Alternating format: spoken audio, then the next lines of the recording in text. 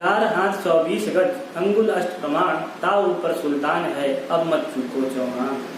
कुछ इसी प्रकार पृथ्वीराज चौहान को उनके मित्र या दरबारी कवि चंद्र बरदाई ने पृथ्वीराज चौहान को उसका लक्ष्य बताया था और अंधा होने के बावजूद भी पृथ्वीराज चौहान ने अपने लक्ष्य को भेद दिया। मतलब मोहम्मद गौरी को द्वितीय युद्ध तराइन के द्वितीय युद्ध में पराजित होने के बाद भी उनको शब्द भेदी बाण के द्वारा मार दिया था तीर और मोहम्मद गौरी की मृत्यु हो गई थी। हालांकि इतिहास का इसको प्रमाणित नहीं मानते क्योंकि चंद्र बरदाई की जो पुस्तक है पृथ्वीराज रासो से लिया गया है।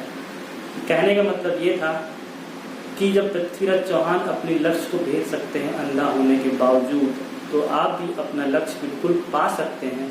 बस आपको अपने आप से ये कहना है कि अब मत चूको चौहान।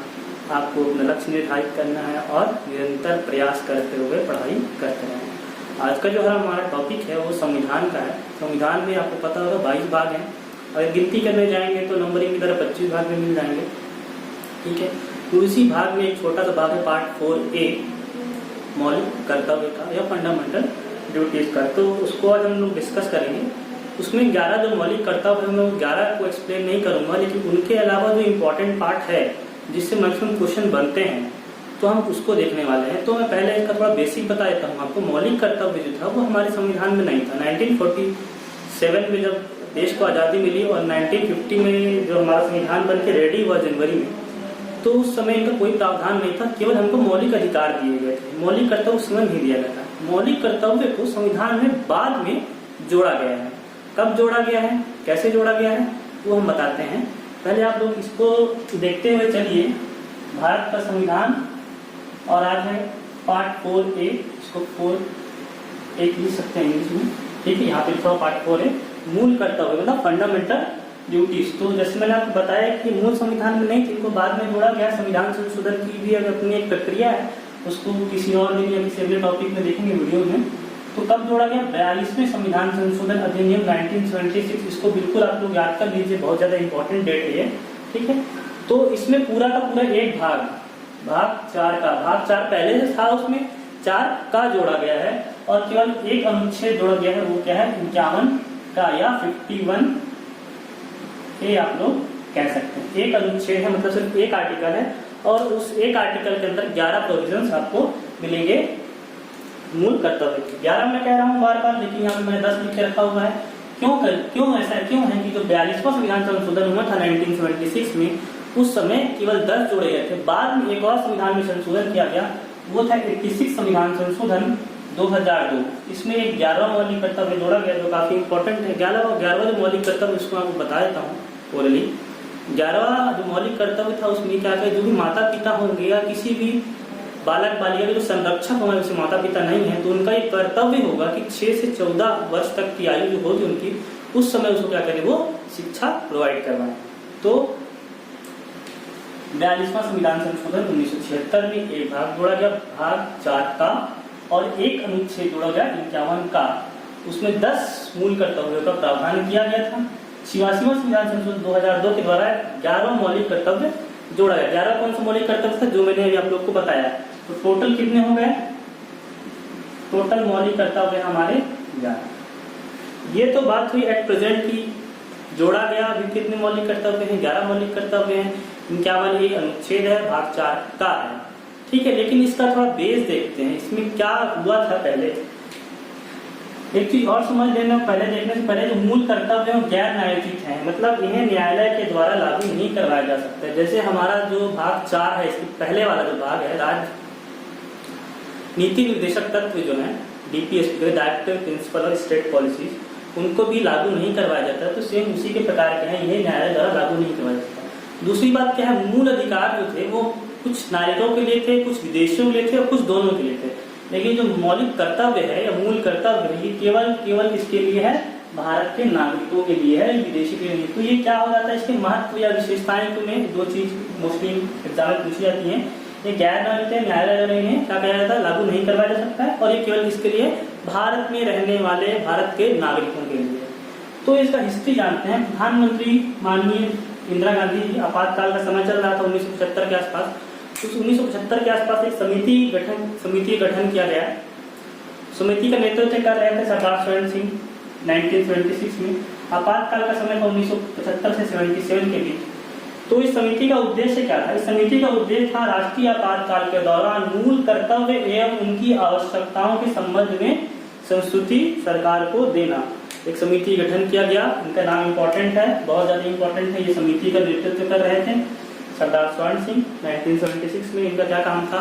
जिस प्रकार नागरिकों को मूल अधिकार दिए गए हैं तो उनके समकक्ष उनके कुछ मूल कर्तव्य भी होना जरूरी है। तो इस समिति का गठन किया।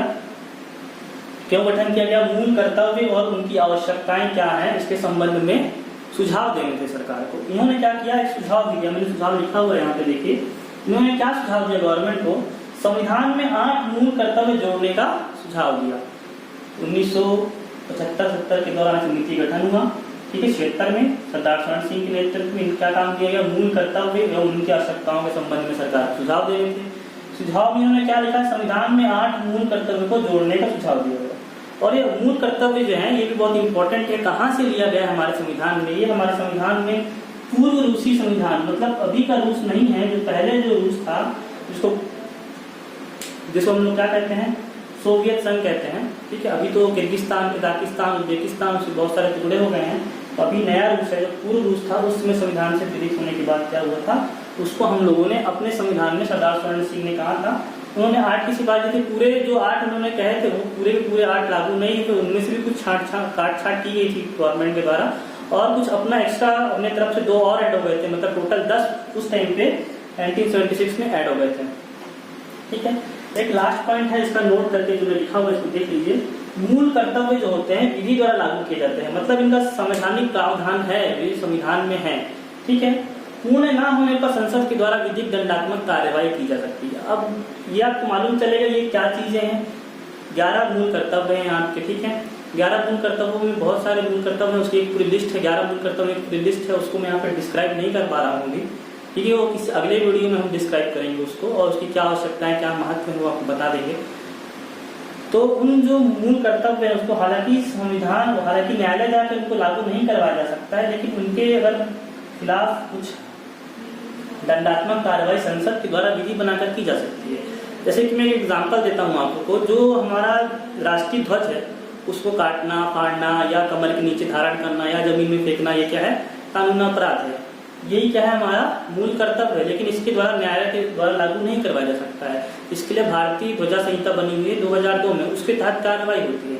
उसी प्रकार वन संरक्षण अधिनियम है, वन्य जीव संरक्षण अधिनियम है।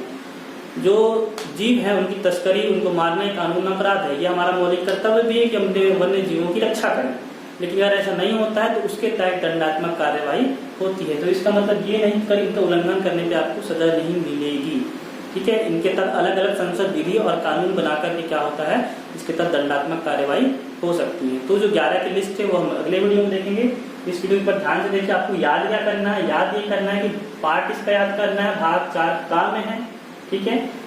संशोधन कब जोड़ा गया? इसको 42वें संविधान संशोधन 1976 में जोड़ा गया है। आर्टिकल कितना है? आर्टिकल केवल एक आर्टिकल है 51A। टोटल कितने मौलिक कर्तव्य? हमारे 11 मौलिक कर्तव्य हैं। जो लास्ट 11वां जुड़ा है वो क्या जुड़ा हुआ? 86वां संविधान संशोधन 2002 के द्वारा जुड़ा गया है। ये गैर न्यायोचित है, ये DPSP के समान ही काम करते हैं। जो राज्य की नीति निर्देशक तत्व है उनके समान ही होते हैं ये, और ये केवल नागरिकों के लिए है। कब जोड़ा गया था?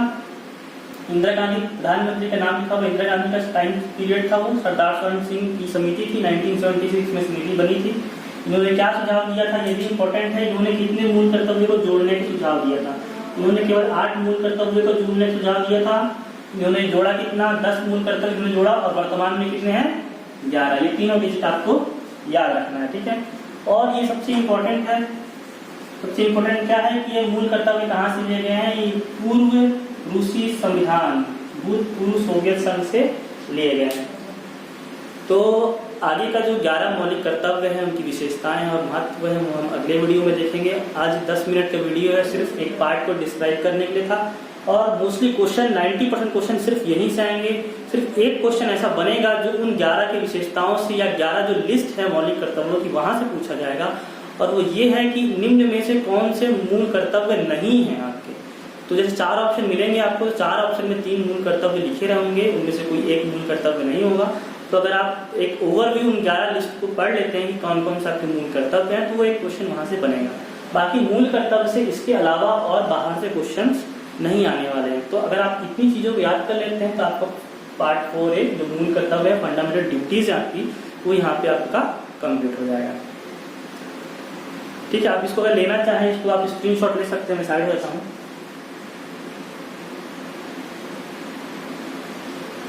ठीक है, तो आप लोगों ने इसको स्क्रीनशॉट ले लिया होगा और ये समझ गए होंगे कि मूल कर्तव्य क्या है, इस केवल नागरिकों के लिए है और ये कब कब देश में इम्प्लीमेंट हुआ है, कब लागू हुआ है, कहाँ से लिया गया है, क्या इसका आर्टिकल है, क्या इसका पार्ट है। ठीक है, तो हम मिलेंगे अब संविधान के नए पार्ट में या नई वीडियोज में, अगले वीडियो में। अभी दोस्तों वीडियो रिकॉर्ड करने के बाद मुझे मालूम चला वीडियो में थोड़ा नॉइस आ गया है, तो इससे आप लोग इग्नोर करें और वीडियो के कंटेंट आपको पसंद आए हो, वीडियो अच्छी लगी हो तो इसे प्लीज़ लाइक शेयर और सब्सक्राइब करें। Thank you.